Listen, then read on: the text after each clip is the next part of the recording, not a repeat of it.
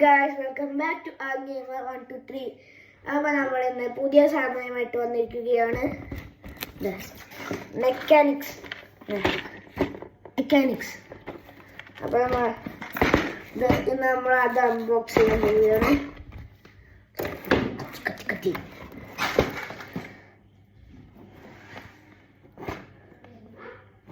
unbox ചെയ്യാൻ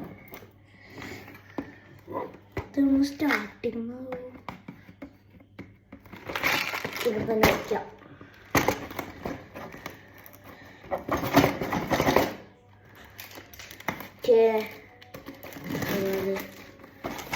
പൊളിച്ചു